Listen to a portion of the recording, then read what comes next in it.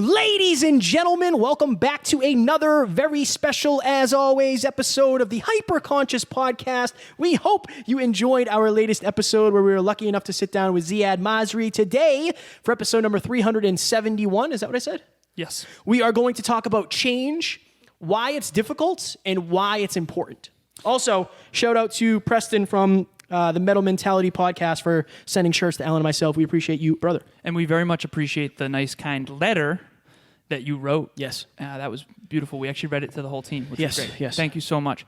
Okay, so why are we doing this episode? Context. First and foremost, we just got a studio. Yes. Which is super exciting. And what we realized is that that's a huge long-term win, but it is creating some short-term discomfort and pain and challenge that we didn't anticipate.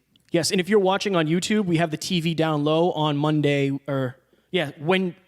today, when you're hearing this, we're getting this put up on the wall. So next week's episodes after Monday, we'll have this full setup. Everything's going to be fire. So it's interesting because while I was at home, my system of success and my habits were fire. Oh, yeah. Fire. But I didn't leave the house, really. Right. So it's like I wasn't traveling. I wasn't really doing anything else. Taryn was working from home, and then she started working from work. Right. So I was home alone. And it's like, okay, it's pretty easy to get your stuff done when you don't have anything else to do. But today, like this entire week, we got our studio Monday. So we've had our studio for a week now. Monday, I was in here all day with you. Yep. Like I was in here from 8. I was here at 8, and I left here probably, I think you left at 3. I think I left at like 5. Right? So I was here for however many hours that is. Tuesday, I was here. 10 a.m. or something. Yeah, Not even earlier. Every to get day the internet in. Every day except for yesterday, I've been in the studio, and I really like stopped doing. I'm still doing a lot of my habits, but like I have been prospecting for guests. I went from having 100% days to anywhere from 67 to 85% days, Right. And it feels bad, honestly. And I knew that was going to happen. Right? Why is change difficult? Because you're not just changing your environments. You're changing your input, and what you're doing really is changing your level of control. Really. Like, I don't have my board here. Right. I don't have my extra monitor here. There's a lot of things. I don't have my desk chair. We just got a desk. Right. Right? So why is change so hard? Because it's a bunch of new, and a lot of your habits don't necessarily stick. Imagine if you move to a new place. You're used to your gym being 5 minutes down the road. That change, maybe it's 20 minutes down the road. That 15 minutes now adds a half hour every day. Right. That's a big change for you, and sometimes your systems and your habits aren't there yet. Well, I think what's interesting is trigger, behavior, reward, the habit loop. So if your triggers are different, the behaviors might not happen. And then the rewards are different. So one of the main things that I want to talk about on this episode too is, I remember, I forget who said this, but you and I talked about this a while ago. An indicator that you're succeeding is actually more challenge. Yeah. And that's exactly what this is. We finally have a studio. This is a dream come true. And what's interesting about it is that in the short term, it actually creates more pain, more challenge. Yeah. And I think that's part of what we get tripped up on when it comes to success is like, let's say you're a speaker and at first you're struggling to get speeches. It's a little boomerang here. At first, the goal should be gain momentum in marketing, sales, prospecting, persuasion, getting better at your craft. I remember we were prospecting to get speeches early on with Tiff and Amy and on the team because we wanted to speak at more colleges. And this was before Mass Maritime. And we were also prospecting to get on other shows and really have a bigger positive impact. And I remember telling the team, right now our biggest challenge is how do we gain enough momentum to start getting more shows, getting more speeches. Pretty soon, our biggest challenge is going to be how in the heck do we follow through on all these speeches? Yeah. And that's the interesting thing that I think we're realizing with the studio is like, this has been a lot of work. Yeah, everything for me was like, I'm really good at doing the day-to-day things. Like, that's my jam. But because that's what I was so used to doing. Like, yesterday I went and got a TV. It took me like 3 hours. Right. Total to get a TV, to get a TV stand, to get everything I needed. And then I literally came here and tried to install the TV. It's above my pay grade because there's metal behind the wall. I have to have somebody do it. But I think most people have a negative association with change because change usually breeds some level of failure. Right. And then you assume that you're a failure when It's mostly circumstantial. You're not a failure. You're actually succeeding. Right. That's the interesting But you don't thing. feel like You don't we have feel the like it. result, Right. right? Now we have the result. We have the studio, but I lost my habits a little bit because Right.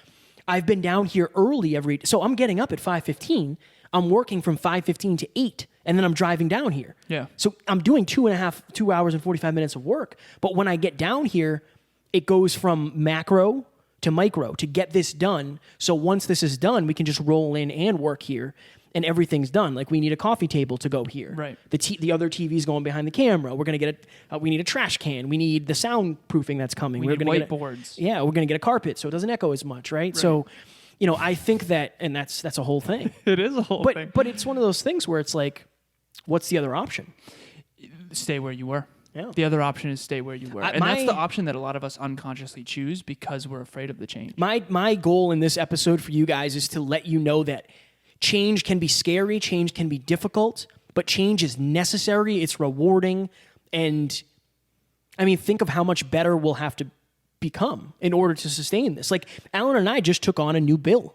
We pay for this place every month, right? So now we have to make X amount more dollars if we want this thing to succeed. Right. We've leveled up and so have our challenges. Yeah. So I would say we got a couple minutes. Do not fear change. Understand that it's like that with anything. Like what we're doing is building a new habit. Now I get to add. Oh, there goes the thing. I called it. Here goes the avatar.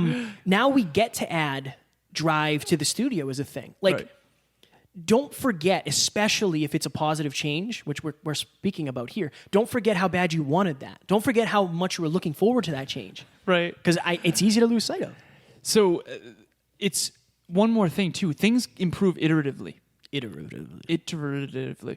So you don't realize how well designed your environment is until you leave it. Sitting cross-legged here. I remember when I moved from the home I grew up in to the new apartment I live in now, and that is my apartment right now is very well designed for success. I mean, everything's set up. The whiteboard's right behind me. I've got my bookshelf right there. Like Be nice if we had that whiteboard here, huh? that would be great, right? So fortunately, we're going to be getting a bigger one for here. And I'm going to have to keep that one right on in my room. Unless you pry it from my Business lifeless expense. fingers. No.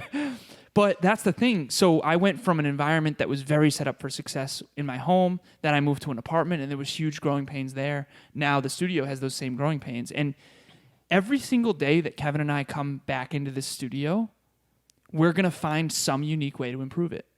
And in a year from now, in 6 months from now, in 3 months from now, it's going to be so much more set up for success. But here's the thing.